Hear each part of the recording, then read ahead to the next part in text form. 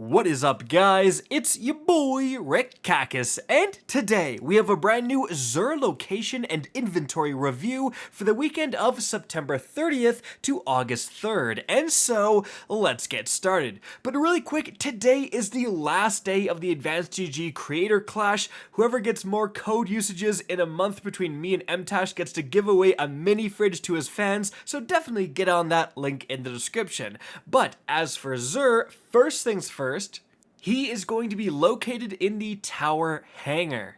Alright, now let's take a look at what he has. Firstly, in terms of exotics, we have the Cerberus +1 as the featured weapon. Definitely an interesting auto rifle, but not super meta. Then we've got the Stompies, one of the most infamous and powerful PvP hunter exotics. However, it was hit with a recent pretty severe airborne effectiveness nerf, and this role, like, resilience is very good in what you want in PvE, but this is definitely more of a PvP exotic. With that being said, I know people who never take this thing off because they're addicted to that jump increase, so keep that in mind. Moving on from there, the Dune Marcher is one of the best PvP exotics in the game for Titans, and this is a pretty darn good roll here. 61 overall, huge resilience spike. Of course, that being tied to your Titan class ability recharge, a lot more relevant in PvP with the Dune Marchers, so pretty darn capable roll here that you should consider. And then lastly, the Astrocyte verse for the Warlocks. So 65 overall is very good. We have a mobility spike and then a little bit of a discipline spike.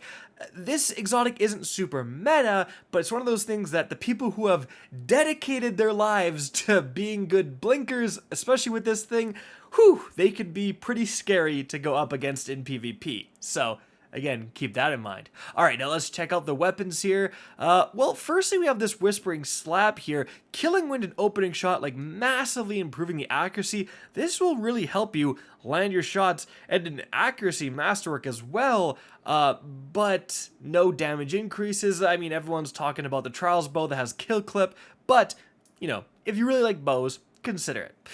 Ooh, then we have a Wyon 7 here with full auto plus rampage, just a capable roll. I guess just a good roll overall.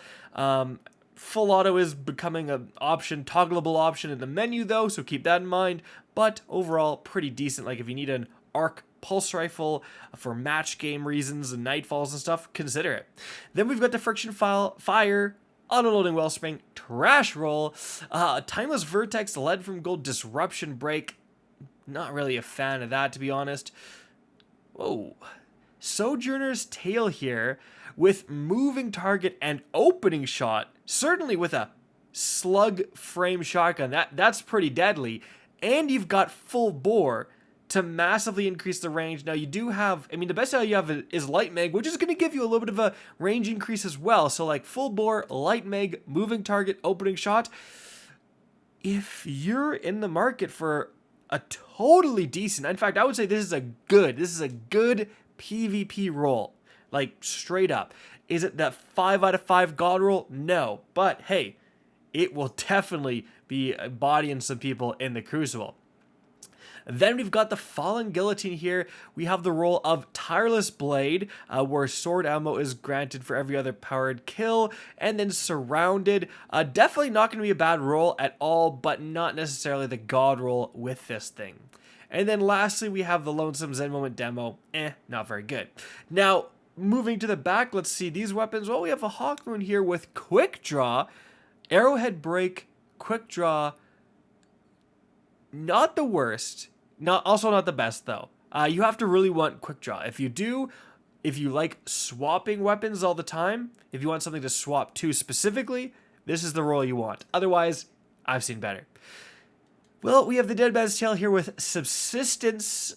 I mean, not the worst, but certainly not the best. Definitely more of a PvE perk, and this is definitely more of a PvP weapon overall. Accurize is not bad, but even then, you're kind of wanting high cal rounds, so both of these are kind of meh.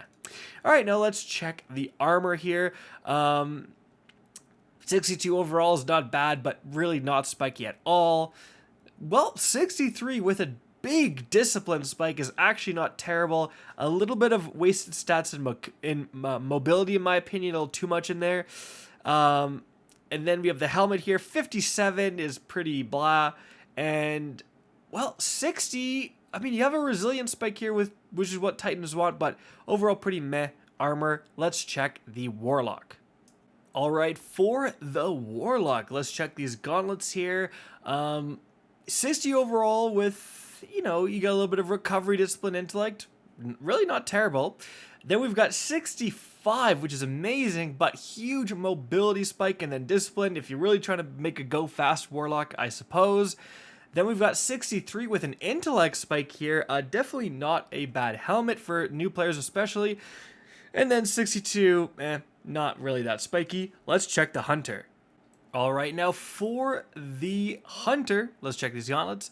Whoa, 61 overall, huge resilient spike, so great in PvE. Then we've got massive mobility on a class that finally wants it. 62 overall, pretty good as well. Helmet 57 is a bit on the low side, but we got a big intellect spike. And then 60 is kind of yeah, okay boots. So definitely highlights this week are just, I mean, two of the most used PvP exotics in the entire game being sold at the same time. Definitely, if you don't have a Dune Marchers, this is a very good role you should pick up. Stompies, you got to be a little bit more desperate, and if you plan to use these in PvE, great role. Otherwise, kind of meh roll. Guys, that is it for the video. Hope you enjoyed and found this informative. If you did, please remember to help me out by simply rating and especially sharing this video. If you guys want to see more Destiny 2 content similar to this, don't be afraid to slap that subscribe button. If you want to get in touch with me and keep up to date with the latest channel activity, the best way is to follow me on Twitter at RickCacus. That is linked in the description down below. Again, I hope you enjoyed the video, and as always, have a good day.